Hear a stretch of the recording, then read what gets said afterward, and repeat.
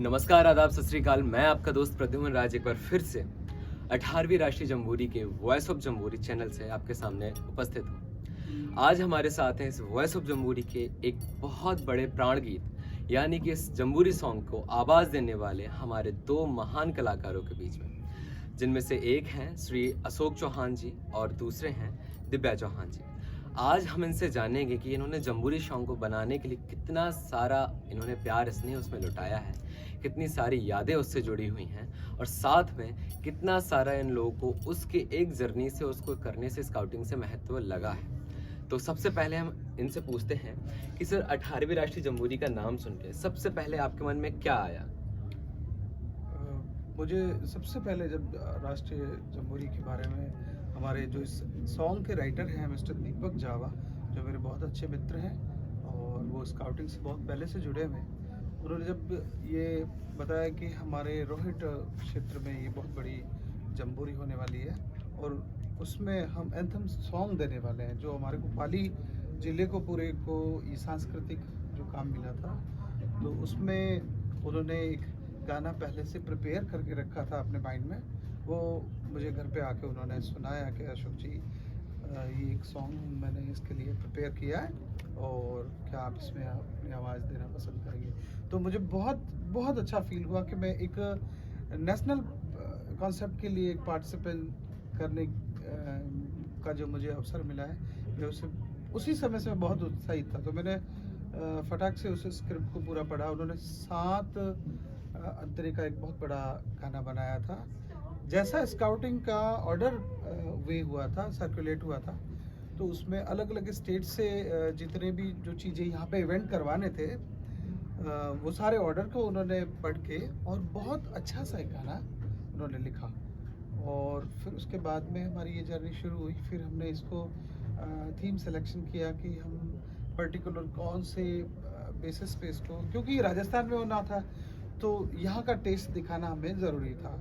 और फिर ये नेशनल भी है तो इसमें अलग अलग भाषाओं का मिक्सअप करना में भी हमें ज़रूरी था। तो हमने उस पर डिस्कशन किया और फिर लगभग हमने इसको 6 भाषाओं में तैयार किया। बिल्कुल, आपने जो कहा है कि मतलब ये सारी की सारी इंडिया को जोड़ने का एक काम था और आपने ये भी कहा है कि स्काउटिंग में भी आपके लिए नई थी क्योंकि आप उसे शायद पहले नहीं जानते थे। आपने जो इतनी ऐसी मंत्रमुग्ध करने वाली जो कृति है आपकी, और इसमें हम जब बात करते हैं किसी भी तरीके से, हम जब गाना गाने की बात करते हैं तो उसमें एक लय अलग जाती है, एक रिदम अलग जाती है और फिर जो आपने बोला कि उन्होंने एक छंद के सहारे उन्होंने वो किया है, तो इसमें सबसे बड़ी बात ये है कि आपको उसके पीछे एक प्रेरणा मिलती है क्योंकि हम कोई भी सॉन्ग गाते हैं उसके पीछे एक इमोशन रहता है और इमोशन मिलती है अक्सर इंस्पिरेशन से।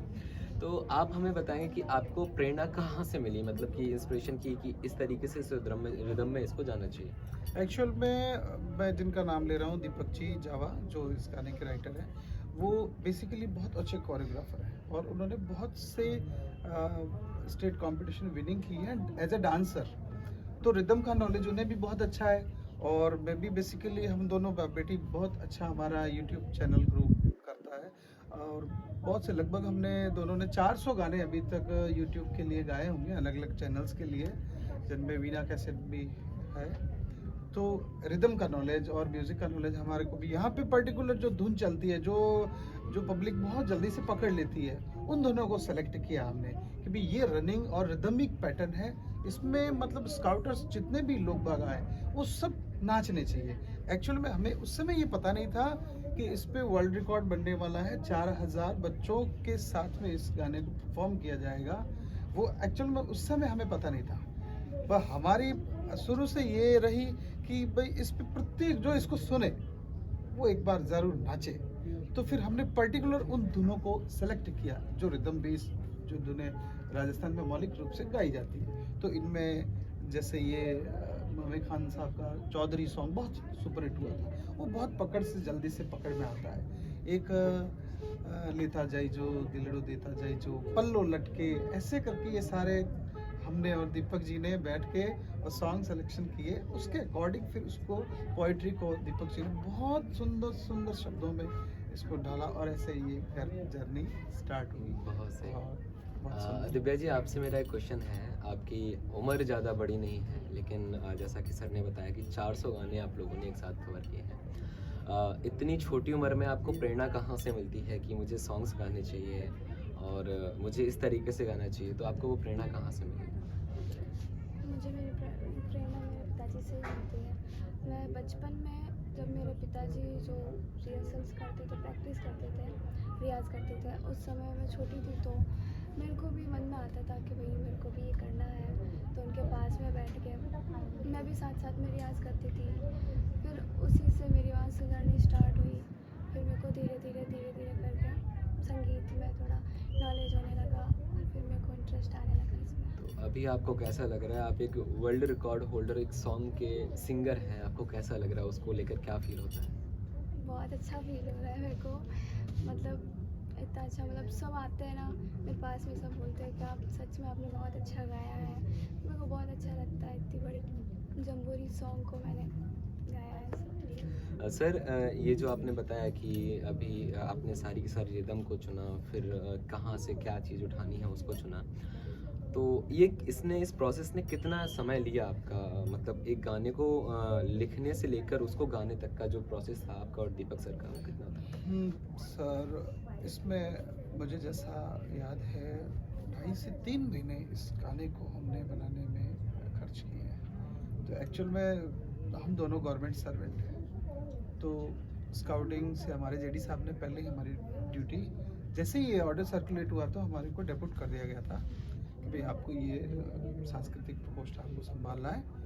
तो उसी समय से हमने फिर ये प्लानिंग करते करते फिर हमने जालोर, जहाँ भी एक इस गाने की डबिंग हुई, जहाँ से म्यूज़िक अरेंज हुआ, वो मेरे मित्र हैं बहुत अच्छे, आपकी उम्र के होंगे, जय वैष्णव करके हैं, जालोर रिकॉर्ड्स है।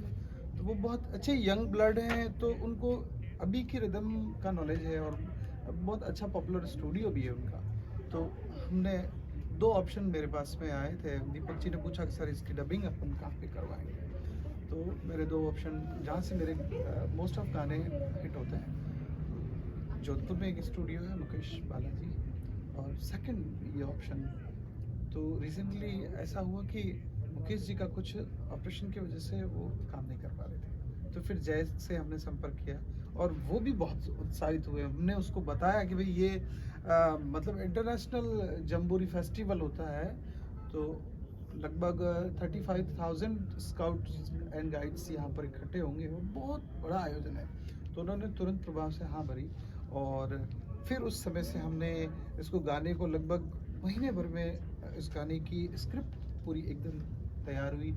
हमने बार बार, जो यहाँ के स्टेट चीफ कमिश्नर महोदय हैं श्री निरंजन आर्य साहब, वो भी म्यूज़िक के बहुत अच्छे ज्ञाता हैं और वो बहुत राजस्थान के प्रशासनिक अधिकारी रहे हैं बहुत बड़े लेवल के, तो उनसे हमने डिस्कस किया। हम 3 बार उनसे जयपुर में जाके मिले। सर ने बहुत अच्छे अच्छे जो है उसमें सजेशन किए। उस पोएट्री को हमने 3 बार स्क्रिप्ट किया और लॉन्ग प्रोसेस के बाद में फिर रिकॉर्डिंग के लिए हम जालोर गए, तो वहाँ हम रात को 12-12 बजे तक लगभग वहाँ पे रिकॉर्डिंग करते थे और ऐसे करके ये लगभग 2.5 से 3 महीने का पूरा प्रोसेस हुआ। तब ये गाना लगभग हमने इसके 5 से 6 बार एक्सपो किए हैं, म्यूज़िक एक्सपोर्ट करके सुना है, और उसमें जो जो चीज़ें हमें लग रही थी कि ये इसका वीक पॉइंट है, हमने उसको पास आउट किया और एक इतना मजबूत सा गाना सुंदर सा बना है। सर, सही बात है। मतलब इतनी प्यारी रिदम और इतना लय को साथ में लेकर चलना वो बहुत मुश्किल होता है। इसमें सर एक चीज़ और भी थी, जैसे ये फर्स्ट सॉन्ग आपने सुना होगा, बिल्कुल धीरे से स्टार्ट होता है, फिर सेकंड में थोड़ा सा रिदम बढ़ता है। तो इस तरह से एक्चुअल में जब मैनुअल रिकॉर्डिंग होती थी, जब एकॉस्टिक साज बजते थे, तब उनको आगे पीछे करना बहुत आसान होता था, बजाते बजाते दूसरी रिदम में हम चले जाते थे।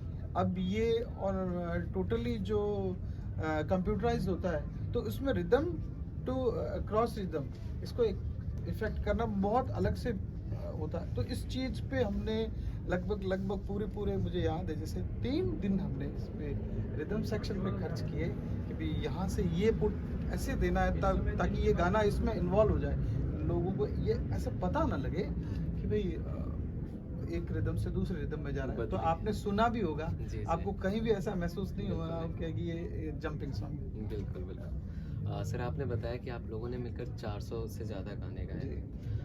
आप हमें बता सकते हैं कुछ ऐसे गाने जो बहुत ज़्यादा आपके मतलब पॉपुलर गाने हों या बहुत सारे ऐसे गाने जिनसे आपकी बेहद करीबी यादें जुड़ी हुई हैं। मैं हमारी जो जर्नी शुरू हुई थी नाइस म्यूज़िक पाली से, हमारे मित्र हैं धर्मेंद्र जी आडवाणी, उन्होंने मुझे सबसे पहले ऑफ़र किया था कि अशोक जी आपकी वॉइस बहुत अच्छी है, और उन्होंने एक हिंदी गाना जहांगीर बिस्मिल साहब ने लिखा था, पाली के ही वो, क्यों प्रीत भूल गई यारों की, उस गाने से हमारी जर्नी शुरू हुई है। ये उस समय दिव्या लगभग 9 साल की रही है, तो हमने सिरसा जाके हरियाणा और इसको डबिंग की। तो क्यों प्रीत भूल गई यारों की हमारा सबसे पहला डेब्यू था, और आप लोगों की दुआओं से वो सबसे सुपर हिट हुआ। उसके बाद में हमने अभी तक ईश्वर की कृपा है कि हमने पीछे मुड़ के देखा नहीं है। राजस्थानी इंडस्ट्री में आप लोगों का बहुत स्नेह मिलता है। फिर हमारा एक बहुत पॉपुलर गाना जो हर जुबान पे हिट हुआ, दिल को नहीं लागे जानू थारे बिना, बहुत पॉपुलर हुआ, बहुत पॉपुलर, अभी भी वो लगभग 55 मिलियंस पे रन करता है। फिर एक अभी रिसेंटली एक गाना आया था, तू भी देख ले, मीठी मनोहार करके, ये सारे नाइस चैनल के गाने हैं, संस्कार चैनल हैं, और ऐसे करके बहुत सारे गाने हैं जो हम वर्ड सिलेक्शन करके और थीम सिलेक्शन करके गाने गाते हैं। तो बहुत सुंदर सा, मतलब बहुत सारे गाने, बहुत सारी यादें हैं, जी और बहुत सारा वो लय रिदम जी जिसमें एक संगीतकार की ज़िंदगी घूमती है, हाँ। और फिर उससे बनती हैं सर कुछ ऐसी यादें जिनको हम कभी नहीं भूलते। तो आप और आपके साथ मतलब दोनों लोग जहाँ पे एक साथ हों, उस स्टूडियो में कोई ऐसा किस्सा जो आप बता सकते हैं कि एक किस्सा जो आपको बहुत अच्छे तरीके से याद हो और वो बहुत प्यारा हो आपकी लाइफ में? इस गाने में एक लाइन आई थी, मतलब जैसा थीम सॉन्ग है ना, तो जम्बूरी, ये वर्ड बहुत पॉपुलर हुआ है जम्बूरी। तो इसमें एक मुर्की आती है,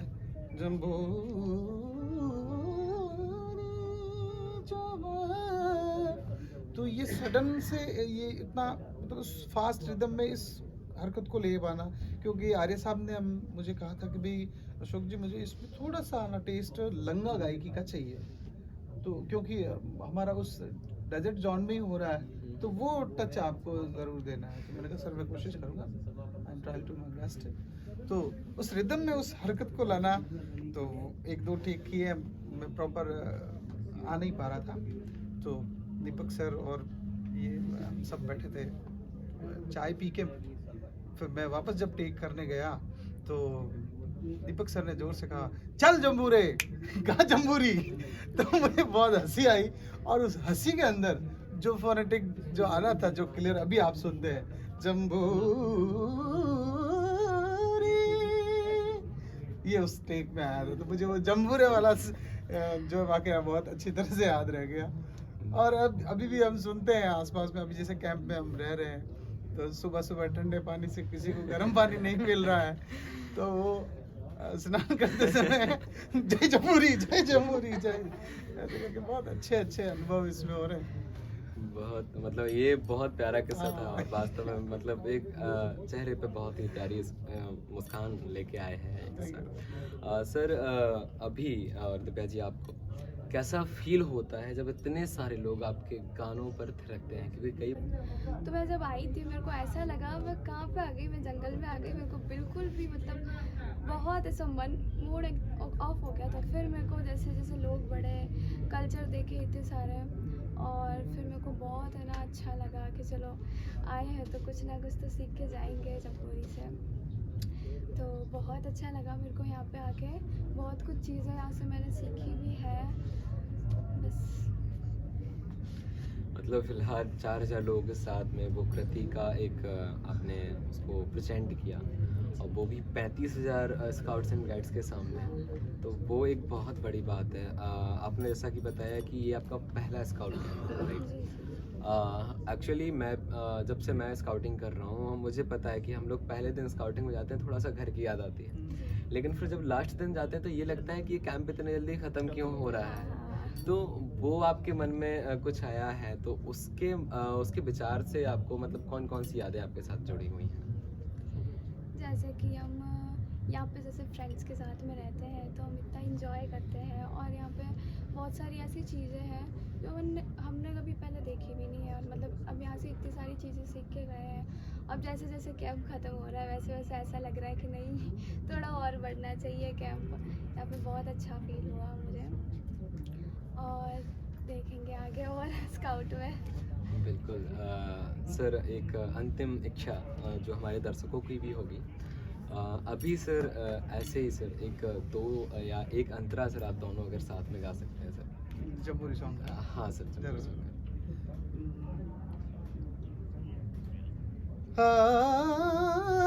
सोनेरी धरती जठे